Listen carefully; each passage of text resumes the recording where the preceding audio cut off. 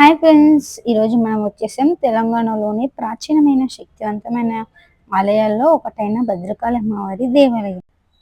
ఇది కేవలం ఆలయం మాత్రం కాదు, చరిత్ర, ఆధ్యాత్మికత, అందం అన్ని కలిసిన పవిత్ర స్థలం. మరి వెళ్దాం, కలిసి దర్శించుకుందాం.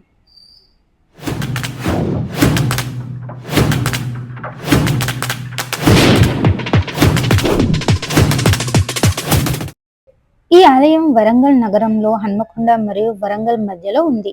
ఇక్కడే అందమైన భద్రకాళి చెరువు కూడా ఉంది. గుడిలోకి వెళ్లే ముందే మనకు శ్రీ గోకులం అనేది కనిపిస్తుంది అనమాట. అక్కడ ఆవులన్నీ ఉంటాయి. గోమాతలకి మనం ప్రసాదంగా వాటికి మేత వేస్తూ గడ్డిని ఇస్తూ ఉంటారనమాట. జనాలు అయినా భక్తులైనా చాలా మంచి జరుగుతుందని ప్రజలు నమ్ముతారు, భక్తులు నమ్ముతూ ఉంటారు. ఇప్పుడు కొంచెం చరిత్ర గురించి మాట్లాడుకుందాం. భద్రకాళి ఆలయం తెలంగాణలో అత్యంత పాత దేవాలయంలో ఒకటి.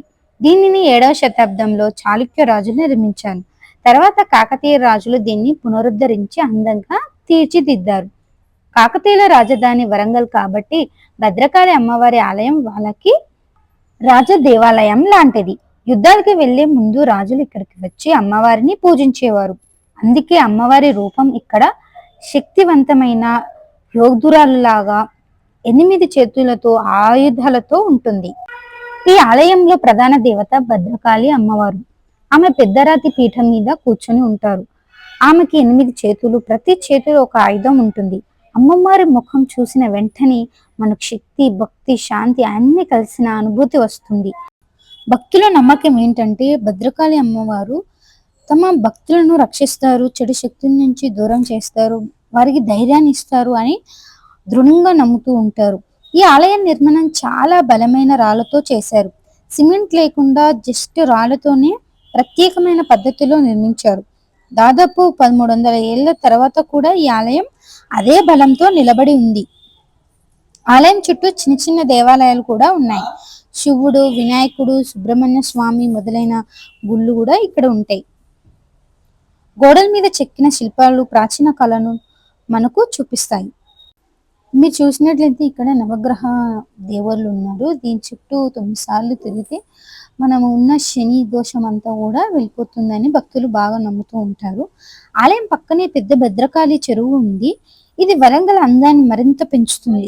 సాయంత్రం సమయంలో సూర్యాస్తమయ దృశ్యం ఇక్కడ అద్భుతంగా ఉంటుంది. చాలా మంది ఇక్కడికి బోటింగ్ కి, ఫోటోలు దిగడానికి, నిశ్శబ్దంగా కూర్చోడానికి, సమయాన్ని గడపడానికి వస్తూ ఉంటారు. ఇక్కడ నవరాత్రులు చాలా ఘనంగా జరుపుకుంటారు.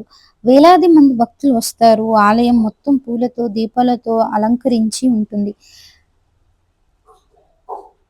వసంత నవరాత్రులు, ఆషాఢ యోగం, కార్తీక మాసంలో ప్రత్యేక పూజలు, హోమాలు జరుగుతాయి.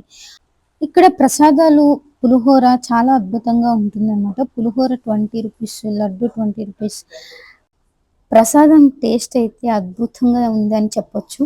శివుడు పార్వతులు కొండ మీద వైట్ కలర్ పెయింట్ తోటి ఉన్నారు. చాలా అందంగా ఉన్నారు. కళ్ళకు ఇంపుగా ఉందన్నమాట. పక్కనే సాయిబాబా టెంపుల్ అనేది కూడా ఉంటుంది. మీరు ఖచ్చితంగా విజిట్ చేయండి. ఎప్పుడైనా వరంగల్కి వచ్చినప్పుడు భద్రకాళి అమ్మవారుతో పాటు ఇక్కడ సాయిబాబా టెంపుల్ కూడా విజిట్ చేస్తే బాగుంటుందని చెప్తాను. భద్రకాళి చెరువు, ఇది పండగ సమయంలో ఈ చెరువులో ప్రతిబింబిస్తున్నటువంటి ఆలయ దీపాలు, దీపారాలయాలు చూసి మనకు ఆనందం అనిపిస్తుంది. ఇప్పుడైతే ఏం దీపాలు లేవు, కానీ పండగ సమయంలో అయితే మొత్తం చెరువు మొత్తం దీపాలతోటే ఉంటుంది. Thanks for watching. Please subscribe.